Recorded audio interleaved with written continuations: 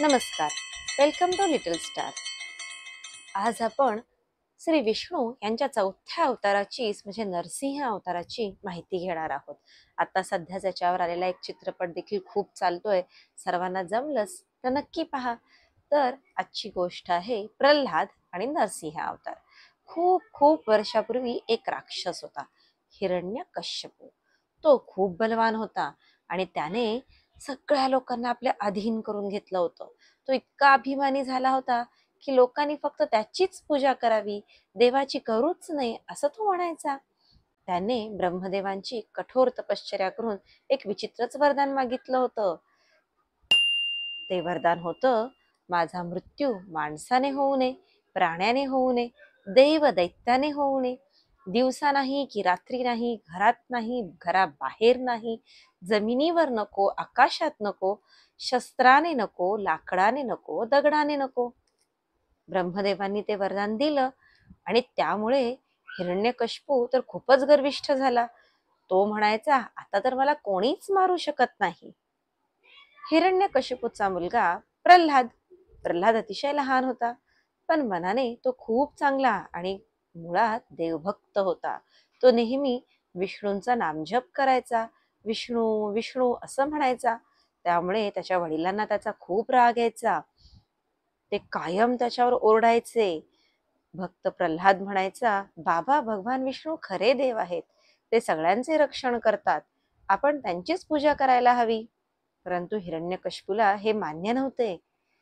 प्रल्हादावर यामुळे खूप संकट आले.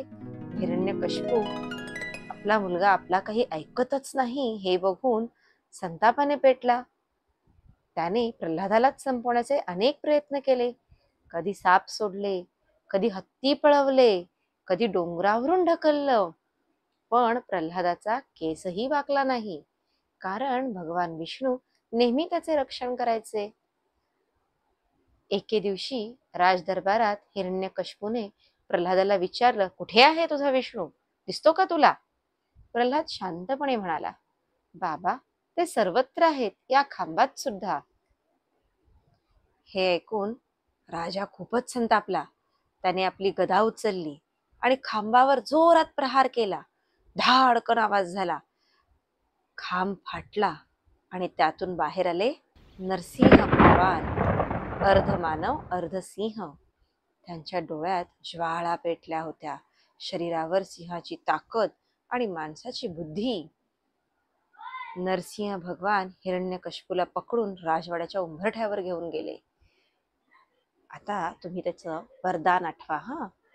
आता ही वेळ होती संध्याकाळची, ना दिवस ना रात्र. जागा होती घरचा उंबरठा, ना घरात ना घराबाहेर. त्यांनी त्याला आपल्या मांडीवर ठेवले, ना जमिनीवर ना आकाशात, आणि आपल्या नखांनी फाडलं, ना शस्त्र ना दगड ना लाकूड. अशा प्रकारे ब्रह्मदेवांनी दिलेलं वरदान निरुपयोगी ठरलं आणि या अभिमानी दुष्ट हिरण्यकशिपूचा नाश झाला. प्रल्हाद नम्रपणे नरसिंह भगवानांच्या पायावर वाकला. बाळा, तुझ्याच शक्तीमुळे मी प्रकट झालो, आता तू घाबरू नकोस, मी नेहमी तुझं रक्षण करेल असं भगवान विष्णूंनी प्रल्हादाला सांगितलं आणि पुन्हा जगात शांती स्थापन केली. म्हणून मनापासून भक्ती केली तर देव आपली नेहमी मदत करतात. अहंकार आणि कितीही आपल्याकडे शक्ती असेल, वाईटपणा असेल, तर तो सत्य आणि धर्मापुढे नाही टिकत. आजची ही गोष्ट आवडली असेल तर लिटल स्टारला लाईक करा, शेअर करा आणि सबस्क्राईब करा. Thank you very much.